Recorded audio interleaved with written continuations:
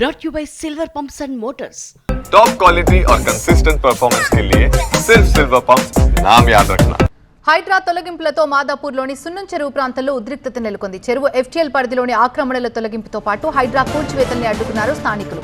ఇక మరోవైపు హైడ్రా అధికారులపై తీవ్ర ఆగ్రహం వ్యక్తం చేశారు ఎమ్మెల్యే అరకపూడి గాంధీ. అధికారులు మరోసారి సర్వే చేసి చర్యలు తీసుకోవాలని డిమాండ్ చేశారు. ప్రభుత్వాన్ని తప్పుదోవ పట్టించేలా హైడ్రా తీరుందన్నారు అరకపూడి గాంధీ. చెరువులు కబ్జా కాకుండా అభివృద్ధి చేయాలని సీఎం రేవంత్ ప్రయత్నిస్తున్నారని, కానీ హైడ్రా అధికారులు అందుకు విరుద్ధంగా వ్యవహరిస్తున్నారని మండిపడ్డారు. సున్నం చెరువులో ఎఫ్టీఎల్ బఫర్ జోన్లు నిర్ధారించకుండా కూల్చివేతలు చేపట్టడం సరికాదన్నారు ఎమ్మెల్యే. ఈ ఘటనపై సీఎం రేవంత్ ని కలుస్తానని స్పష్టం చేశారు.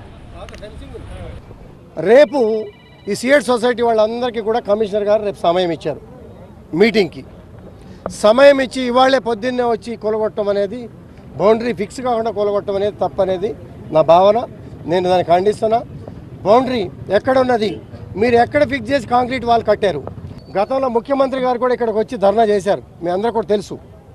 ముఖ్యమంత్రి గారు ఆనాడు అదే మాట మీద ఉన్నారు, ఈరోజు కూడా అదే మాట మీద ఉన్నారు. కానీ వాస్తవాల్ని తప్పుదోవ పట్టించి మీ అందరూ కూడా చూశారు. ఇప్పుడు ఫెన్సింగ్ ఎక్కడుందో, ఎక్కడ బౌండరీ ఫిక్స్ చేశారో కూడా చూశారు. ఇది తప్పిదమా కాదా అనేది మీ అందరూ కూడా ఆలోచించండి. ఇక్కడ గ్రౌండ్లో ఉన్నటువంటి ఇరిగేషన్ రెవెన్యూ అధికారులు కూడా కళ్ళు తెరిపిస్తా. వీళ్ళందరినీ తీసుకొని హైడ్రా కమిషనర్ గారి దగ్గర మీటింగ్ పెట్టి వాస్తవాలు చెబుతా.